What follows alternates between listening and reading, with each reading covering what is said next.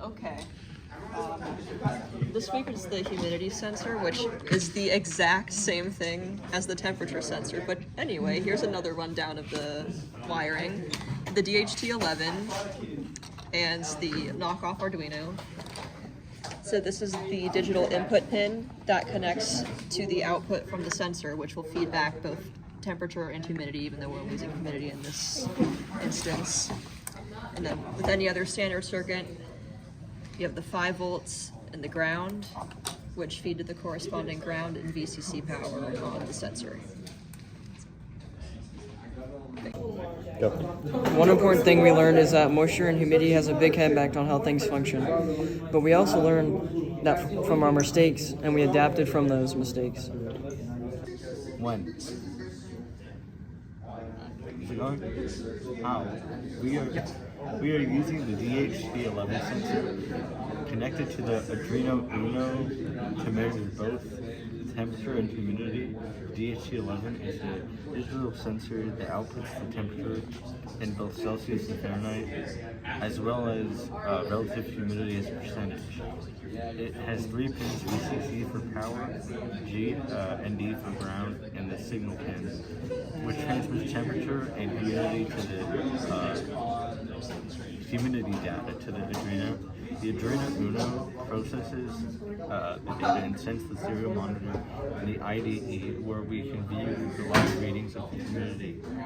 The sensor readings takes readings every few seconds with a slight delay, and the data is displayed on a continuous stream, helping us monitor the environmental conditions within our climate-controlled dome on Mars.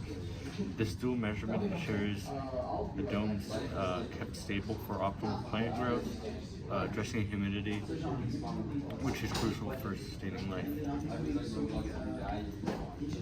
The only challenge we faced, again, was the absence of our media manager. The Arduino kit and the sensor had no problems at all in the code or assembly. Okay.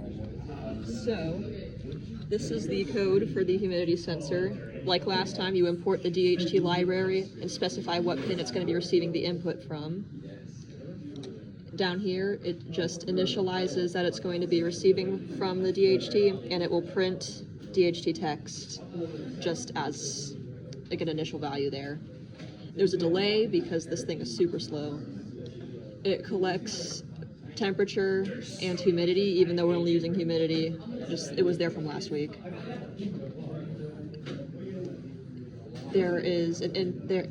It prints this line if the sensor fails, and down here is where it is printing the humidity values and a new line, so that way it prints horizontally and it prints vertically and not horizontally.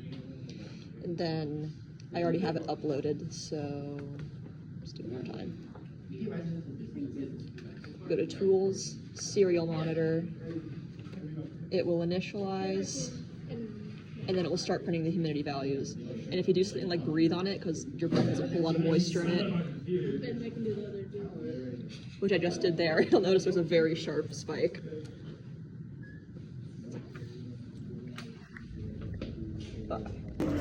Since the humidity sensor is the same concept as the temperature sensor, we were able to learn from mistakes, so this could perform smoothly for our group. For our media manager, we had to use backup people to edit our videos since she was sick.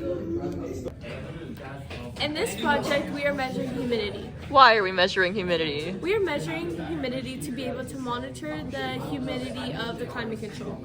This allows us to maintain the efficiency of water usage and modify the environment, because certain crops depend on different humidity levels. And by this, we can monitor the expedite plants. They're just spinning. You're alive! Sorry guys! It's been 2 weeks! What do you want me to throw up on you? Take some Tums or something! No! We can't take medicine at school. Take it before you come to school. We have had to divide your workload for so long now. I was not expecting. I had to teach myself video editing at 10 p.m. Friday night. You did a good job though. Thank you, but I don't forgive you. Oh. Why don't you forgive me?